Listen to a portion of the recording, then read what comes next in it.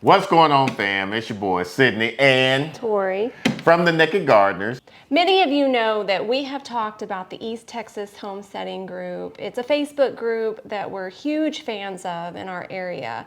And they have greatly impressed us because they actually come together once a month. I think December they're going to be taking off, but once a month they pick a homestead and put in tons of man hours. And it's just a huge group of like-minded folks with different skill sets that come together and help another homesteader. This one in particular, we had 50 some odd people come together and volunteer their time on one day to do what this couple would have probably taken about a year to do on their own without this help. It would have probably taken us 3 years if we didn't have the help, if we had the amount of stuff and work that they had. I want to welcome y'all to our Work and Learn here in Sulphur Springs. Raise your hand if this is your first thing. Literally everybody. That's awesome. So a Work and Learn is going to be unique because y'all are going to, number one, be helping out Amber and Isaac. Isaac is currently walking away from me in the green shirt. Amber is inside making food for everybody, so that'll be fun. Here in a couple hours we'll be able to eat. But also learn skills, right? That's the biggest thing that we built this group around is how can we help people learn things hands-on that they're going to need to know to run their own homestead. We have 4 main projects we're going to be working on. Once we get over or completed with those, we have a couple other small things. I don't think anything is ultimately dangerous except for maybe the trencher. So if you don't know how to use a trencher, don't use it. It's simple as that. So we have 4 you haven't projects. gone over the projects, Yep, but so other 4 than that. projects. Number 1 is we are installing the wooden posts for fencing. We're not actually installing the fencing, but the wooden post. We have a tractor with an auger that will be ran by Junior whenever Junior gets here.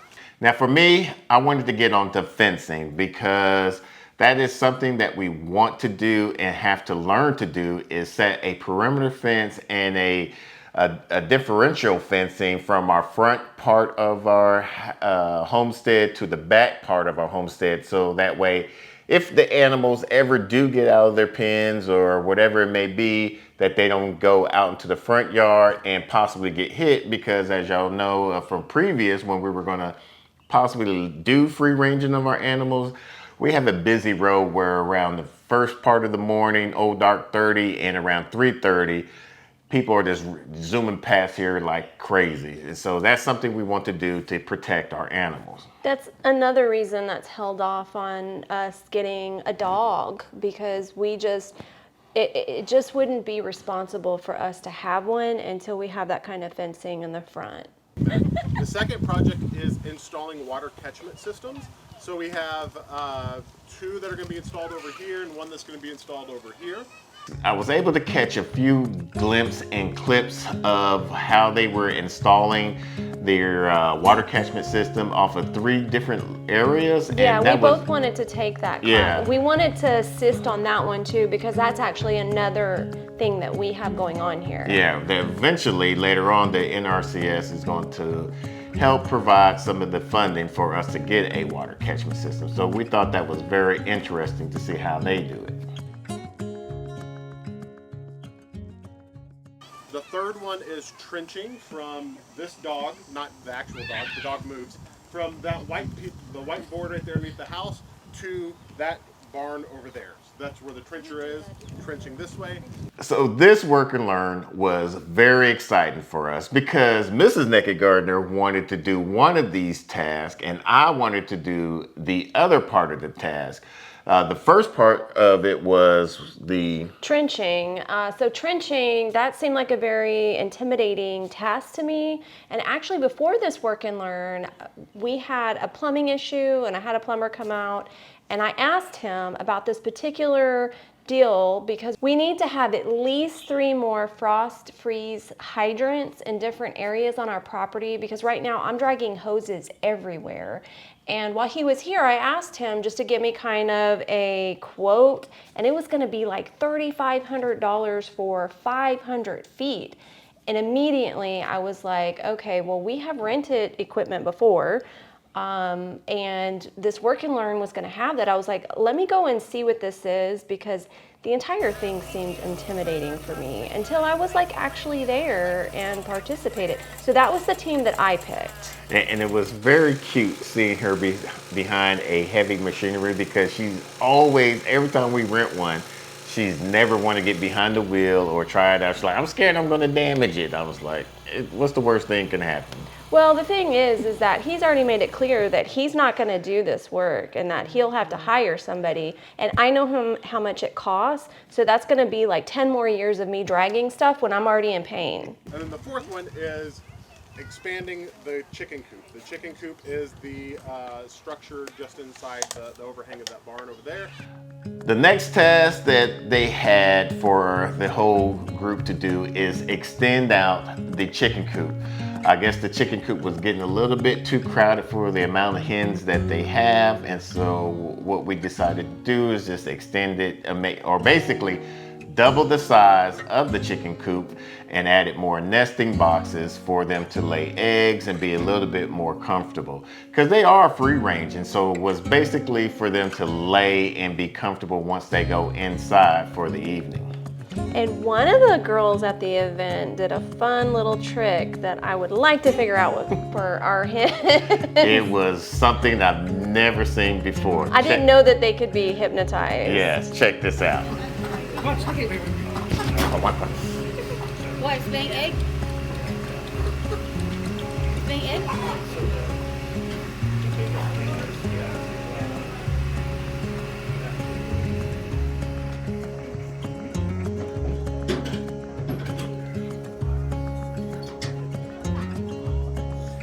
What in the Sam Hill? What are you doing? It won't stop staring at the line. Okay, that's it. I didn't know that. What the? Now, with the amount of people that was able to attend to help out, we was actually able to do all of those tasks and even additional tasks like cleaning and staining the deck.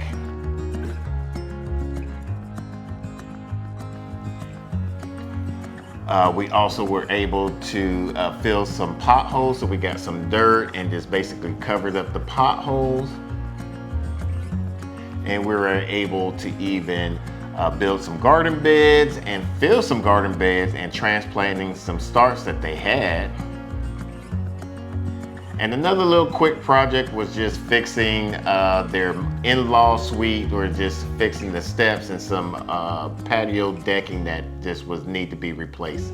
And I thought it was really neat how everybody came together as a community, and a few of the moms pretty much put themselves on like parent duty of all the kids, because part of what makes this special is it's the entire family that's invited. If you have children, children come, and they have something set up for that. They have like moms that like watch these kids and their play groups, and it allows the adults to focus on the tasks at hand. And I just think that that's so community based, and it was just beautiful to see that. And like I said, with this group, it shows that despite of everything that's going on, the bickering and different sides and stuff, how like-minded people are coming together, and you know, despite the differences of political, creed, race, whatever, it's able to come together and put a skill to use of whatever somebody might be able to teach somebody else that they could use on their homestead. And that's actually what I value about the group is it is a hard line of not allowing division talk. Mm-hmm. And I just love that. The number of man hours that we put into the property. So in total, we had about 50 adult humans here. Plus like 20 kids. Plus about 20 and some of the kids were helping. Yep. And we did 5 total hours of work, which 50 times 5 and 250 total man hours were put in today. So definitely appreciate y'all. I know that Isaac and Amber appreciate y'all. I don't even know where to begin. This is amazing, you guys. Like, I went into town for 15 minutes to get something because I had the wrong size pots for the water catchment, and I came back and the fence was done and the water catchment was almost done, and I was just like, this is insane.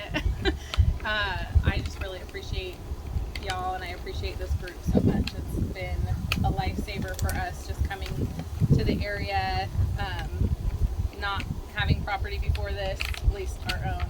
Isaac was raised on a ranch, so but yeah, I've learned a ton from everybody and from the classes. I love it. I love that we get the chance to learn together and grow together and help each other out, because this is like at least a year's worth of work for us. It would have taken us a long time. Especially with the amount of motivation I have to do things like drive 55 T-posts by myself. First, I just wanted to say thank you to everybody who showed up, even if you're not here. And also, thank you for everybody who didn't show up, because the community and the Facebook group and everything makes a huge difference for those of you who homesteaded alone before. It is the most lonely, depressing, back-breaking thing you can do. I know my grandpa used to say that if he couldn't make it to the coffee shop in town in the morning in time to meet all the other farmers, that he hated being a farmer.